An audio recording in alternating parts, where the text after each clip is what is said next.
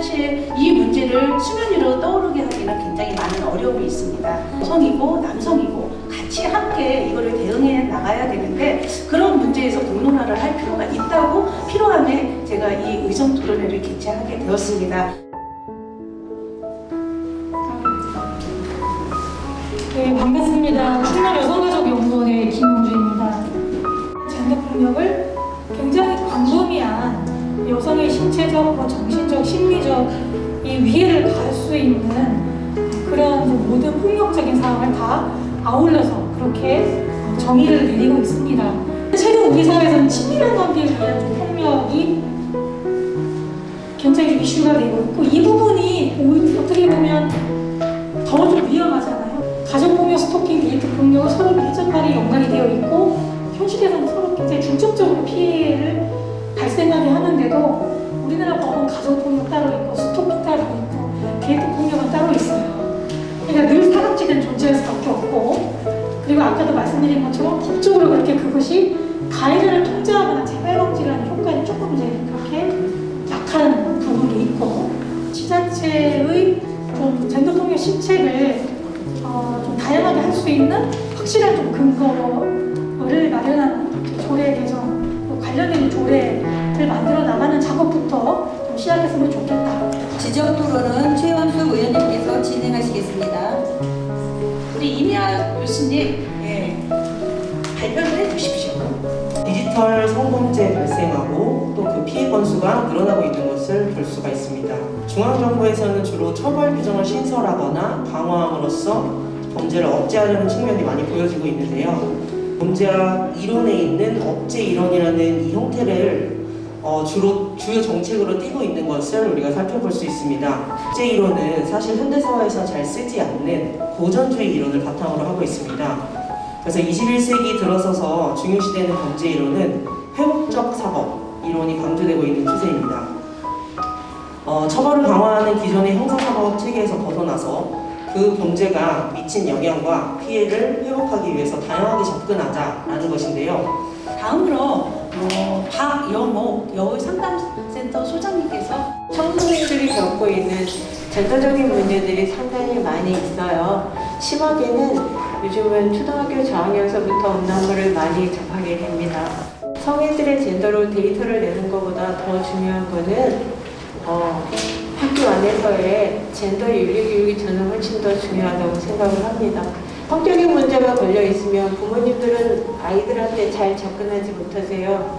그리고 학교에다 넘기든지 상담실로 오든지 기관으로 넘깁니다. 그리고 그거보다 더 큰 문제는 뭐냐면 피해 학생을 프로그램을 돌린다? 프로그램을 돌리는 건 2차 피해를 발생시킬 수 있고요. 나아가서 아이들이 낙인 효과를 만들기도 합니다. 그래서 그런 어떤 그 아이들 정말 피해 학생들을 위한 피난처를 만들어주고 어딘가를 옮겨주는 것도 너무 중요한 일이긴 하지만 그것보다는 실질적인 아이들한테 다가가서 그 아이들을 만져주고 치료할 수 있는 방안들을 가지고 있는지 그 부분도 사실은 궁금해요. 젠더폭력이 이해와 대응에 대해서 이 토론을 이야기해 주시기 바라겠습니다. 젠더 폭력은 성평등을 위한 사회 문화적 인식 개선과 정부와 지자체가 이제 함께 노력해야 될 문제입니다. 사실 정부와 지자체의 역할이 굉장히 중요하고 정부와 지자체가 민과 손잡고 성평등한 지역사회, 성평등한 우리 사회를 만들기 위한 지속적인 노력을 해야 되는데 이준기 팀장님이 있어서 그나마 이 아동 여성 안전 조례가 너무 옛날 거라는 거 정말 통감하고 있습니다. 그래서 이 조례 제정 문제는 시급히 저희가 빨리 검토하도록 하겠습니다. 저희도 2022년도 가정성폭력 피해가정 지역 활동가를 모집해서 3, 4월에 교육을 추진하였고 지역 활동가 11명을 양성해서 130건의 방문 상담과 동행 서비스를 지원하였습니다. 우리가 이 젠더폭력이라는 데에서 향후 과제를 어떻게 마련을 할 것인가. 여성 노동자들이 특히 사각지대에 처한 분들이 많은데요. 가스검침원, 수도검침, 요양보호사, 가정학습 등 가정 방문을 주로 하는 여성들이 많아요. 그래서 이분들에 대한 실태조사 그리고 안전을 책임질 수 있는 대책을 좀 마련해야 된다고 보고요.